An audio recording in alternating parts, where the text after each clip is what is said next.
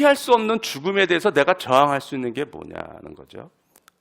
저 문제에 대해서 깊이 생각하다 보면 명확한 답이 나와요. 내가 살아도 산 것 같지 않은 그런 삶, 살아도 죽은 것과 크게 다르지 않은 그런 삶을 살아서는 안 되고, 적어도 살아있는 동안은 죽음과는 가장 반대되는 삶을 살아야 된다는 거죠. 죽음과는 가장 반대되는 삶, 가장 삶다운 삶을 살아야 된다는 겁니다. 그러면 가장 삶다운 삶이 어떤 삶일까요? 가장 삶다운 삶? 자아실현을 하는 삶입니다. 자아실현.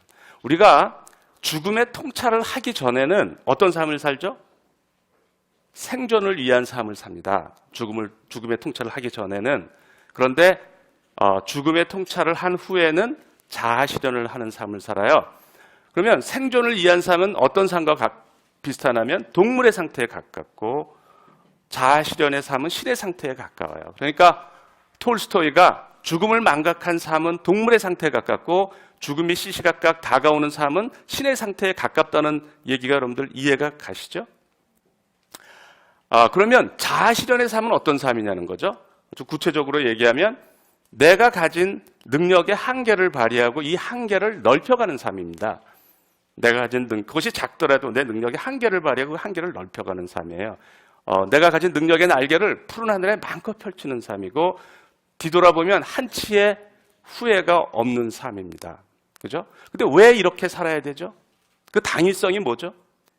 왜냐하면 살아있음이 유일한 기회이기 때문에 그래요. 나는 과거 영겁의 세월 동안 세상이 없었고, 또 앞으로 돌아올 영겁의 세월 동안 세상이 없습니다. 지금 잠시 세상을 경험하는 것 뿐이에요. 그죠? 여러분들 그 미분방정식 아세요? 미분방정식을 이렇게 풀면 적분상수가 나와요. 적분상수가. 그래서 그 답이 많이 무한히 나오죠. 적분상수가 아무런 값을 가질 수 있기 때문에. 근데 경계 조건을 넣으면 답이 하나로 결정이 됩니다. 3의 방정식을 푸는 것도 마찬가지예요. 지금 여기 솔루션이 나왔는데 여러분들한테 쪽지를 놓아주고 어떻게 살 것이냐고 다 물어보면 각자가 다 다릅니다.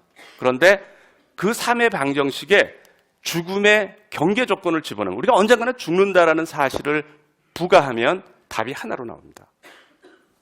내가 가진 능력의 한계를 발휘하고 한계를 발휘하는 삶, 가장 삶다운 삶을 살아야 된다는 거예요. 그러면 우리 근처에 누가 이렇게 살아가느냐는 거죠. 우리가 자주 접하는 게 TV 프로그램에 나오는 달인, 생활의 달인들이에요. 그죠? 그럼 여러분들이 어떤 사람은 똑같은 일을 하는데 어떤 사람은 달인이 되고 어떤 사람은 보통 사람이 돼요. 그 차이가 뭔지 아십니까, 여러분들? 왜 누구는 달인이 되고 똑같은 일을 하는데, 보통 사람들은, 달인이 되지 못하는 사람들은 능력의 한계 안에서 안주합니다. 자기 능력의 한계에서 안주하는 거고, 달인이 되는 사람들은 계속 자기 능력의 한계에 도전을 해서 그 한계가 자꾸 넓어지는 거예요. 확대가 되는 거예요. 그래서 5년, 10년이 되면 사람들은 상상도 할 수 없는 능력을 발휘하는 겁니다.